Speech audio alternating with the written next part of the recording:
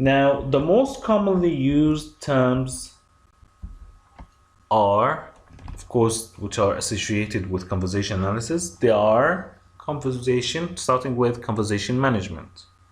Conversation management, as defined by Gradle in 1993, it's the ability to get through a conversation without interruptions or overlapping with another speaker, but still getting to talk where desired has been likened to the problem of how people walk down a busy street without bumping into one another.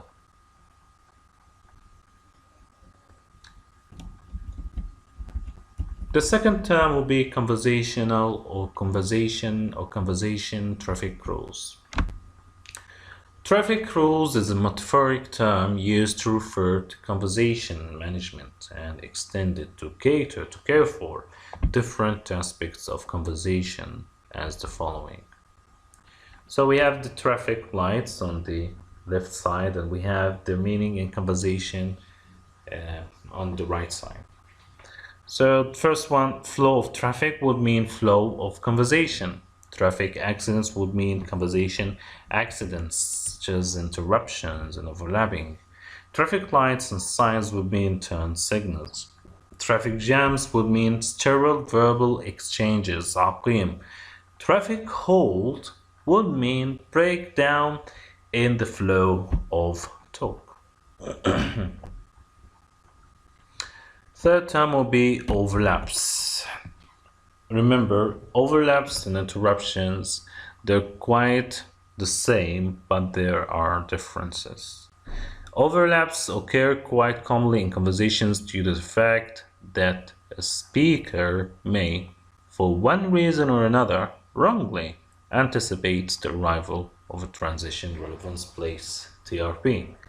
We will define TRP later on, but TRP is something anticipated to finish up. In terms of interruptions, well, interruptions are quite the same to overlaps as we said before. For example, if a listener who wishes to speak but is unable to find a suitable entry spot may break in just like that. This is something rude. So interruptions can be rude, but overlaps, it is falsely or wrongly anticipating the finishing lines of someone's talk. Another example is alternatively, a listener may ask permission for interruption or interrupting during a lecture. A person may break the flow of the lecture by raising hand to say, "I'm sorry for interrupting, but the figure you have just cited is wrong. It should be 72 and not 27. Back channels. Whenever you hear back channels, you should put in your mind it is support. That's right. Back channels is a term that is associated with conversation analysis to give support to the speaker. And when you give support to the speaker, that means that the hearer is the one who's giving support to the speaker. That means that we have nothing called interruption. It's not called interruption. Actually, it is something to support. Sometimes interruptions may take the form of one-word utterance that aim to support the speakers. For example, yeah, sure, etc. Such minimal responses are not considered interruptions. As we said, they are often referred to as back channel cues, which do not threaten a current speaker's right to complete his turn. Projectability and TRP. We said that we're going to talk about projectable to TRP, the term TRP. In terms of projectability, it would mean قابل للتوقع. Projectability, that's like terms which may consist of one word, a phrase, a clause, or even a long monologue. For example, narrating an incident. Listeners here are able to recognize the type of turn early on. In terms of transition relevance place, TRP, it is defined as anticipated completion point or points. Then we have silence and filled pauses. When we say silence between people who are talking, suddenly happening, that means awkward moments, and people try to avoid these awkward moments. Silence between turns creates problem for the participants where tolerance is low between turns. If the intended or expected next speaker does not begin at once, the previous speaker may take the floor again. A non-speaker who is offered the floor but does not want it may simply remain silent or produce a minimal response. For example, okay, yeah, alright, etc. Fill pauses.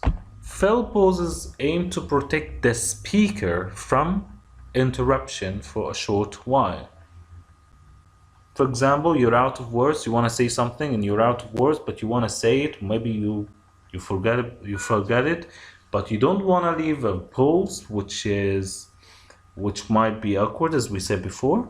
So you use some fill pauses. These can be like and etc. False starts. We've been through false starts since the beginning of this course. False starts are can be repeating an utterance or repeating utterances. It's used to indicate that the speaker is not convinced that the hearer has heard what was said.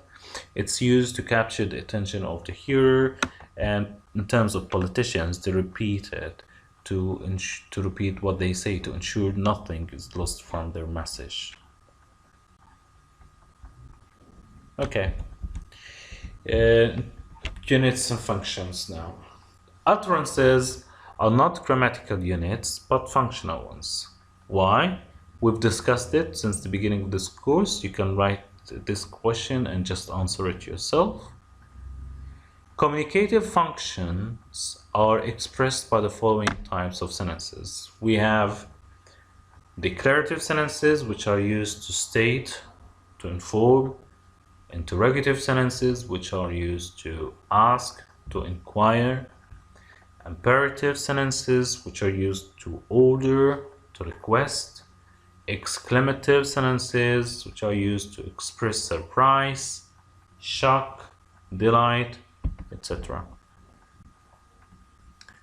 Now, however, some declarative sentences might be used to ask or inquire. For example, a conversation between a therapist and a patient, as cited in Coulter by Labov in 1977. The therapist says, "Oh, so she told you?" Now that one sentence is declarative, but it sounds like it's a question. And how did I know that it's a question? Well, the intonation say that. So, she told you, patient, yes. She didn't say for you, patient, no. The function of an utterance, that is to say sentence, does not necessarily express the traditional communicative function commonly associated with the sentence type. There are many alternatives in which a certain function can be realized. Labov and Fanchel, 1977, cite the following realization or realizations of the same request. First one, existential status. Have you dusted yet? You don't seem to have dusted the room yet. Time reference. When do you plan to dust the room? I imagine you will be dusting this room. Break conditions. Need for action, the first one.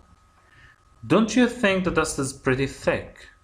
This place is really dusty. Need for action.